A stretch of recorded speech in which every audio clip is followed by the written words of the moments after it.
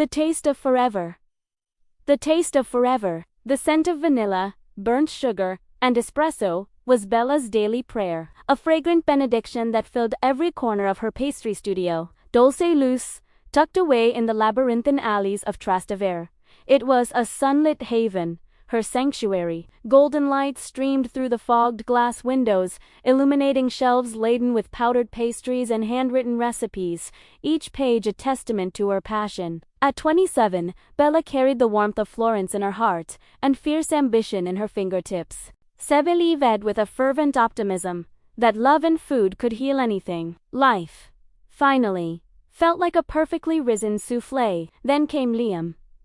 He strode into Dolce Luce like a forgotten melody, a charming food critic whose smile was as effortless as the swirl of crema on an espresso. 34, elegant and disarmingly perceptive, he spoke of her pastries as if they were poetry, each bite a symphony. Bella, accustomed to praise, found herself blushing under his gaze, her hands flower-dusted, and her heart suddenly light. He promised her love, whispered dreams of a shared future, of a bakery called Forever, a place where their passions would intertwine, where her traditional Florentine recipes would marry his sophisticated palate. They spent hours after closing the golden light of Dolce Luce, softened by Twyla him sketching designs for Forever, her sharing the secrets of her nona Zaman toward her mother's honey madeleines recipes, guarded like precious jewels now freely given in offering of trust. Marco, her childhood friend and fellow chef, would often watch them from the shadows of his own quiet affection, a flicker of concern in his eyes. But Bella,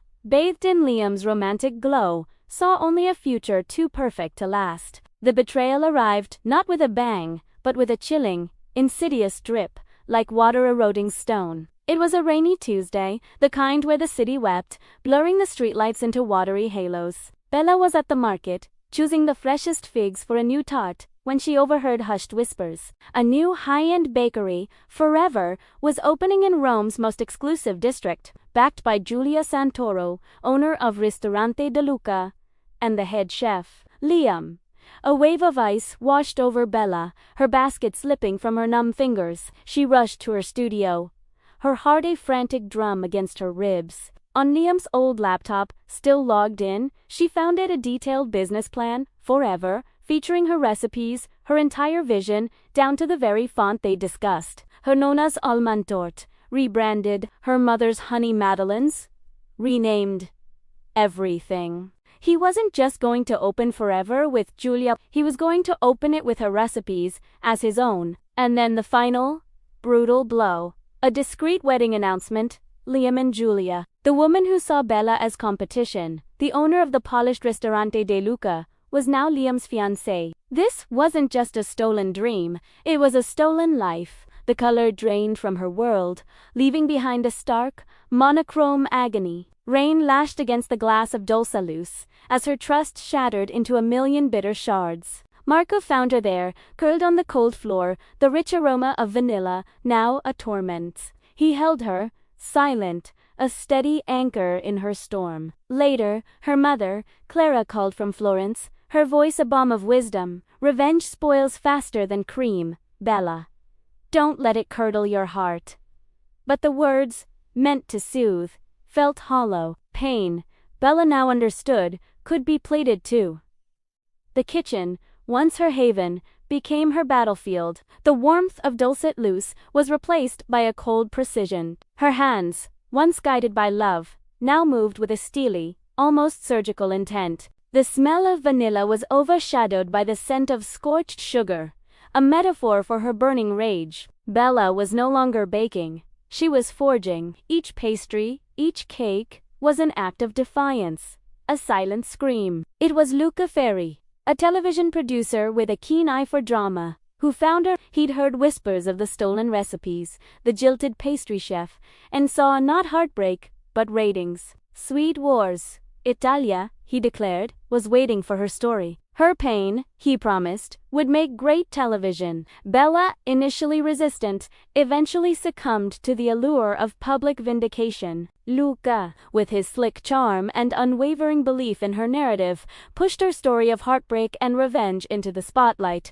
turning emotion into entertainment. On the set of Sweet Wars, Italia, Under the harsh glare of cameras and the chaos of a live studio, Bella transformed. Her gentle ambition turned sharp, her quiet passion into a glittering, dangerous focus. She baked with a ferocity that stunned the judges, her creations born of a bitter alchemy. Her tiramisu, usually light as air, now carried an unexpected depth, a note of dark rich coffee that tasted like vengeance. Her cannoli, crisp and sweet, had a hint of lemon zest that cut through the sugar, a metaphor for her own newfound sharpness. She used her betrayal as fuel, pouring her heartbreak into every whisk, every fold, every delicate decoration. Bianca Moretti, a young contestant who admired Bella's early innocence, watched her, a mirror reflecting a past Bella no longer recognized. Liam, for his part, had launched forever with Julia, a grand affair under the guise of sophistication. But the whispers began, fueled by Bella's rising star on Sweet Wars. The show, with Luca's expert manipulation, subtly wove her past narrative into her present triumphs. During a critical challenge, Bella recreated a version of her Nona's almond torte, speaking passionately about the sanctity of family recipes, her eyes holding an unspoken challenge. The audience, now fully invested in her story, understood the subtext. The reviews for Forever began to sour, their innovative creations eerily familiar to those on Bella's show. Liam, once the darling of the food scene, found his empire crumbling. His effortless smile now seemed forced, his charm a transparent mask. The climax came during the finale of Sweet Wars. Bella, crowned champion, delivered a searing acceptance speech that, while never naming names, laid bare the injustice she had faced. She spoke of integrity, of authenticity, of the true essence of food.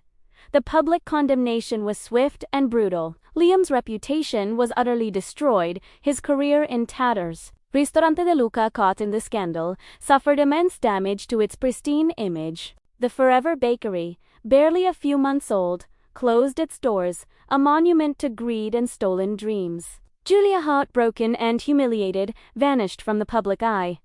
Bella had won. Her revenge was complete.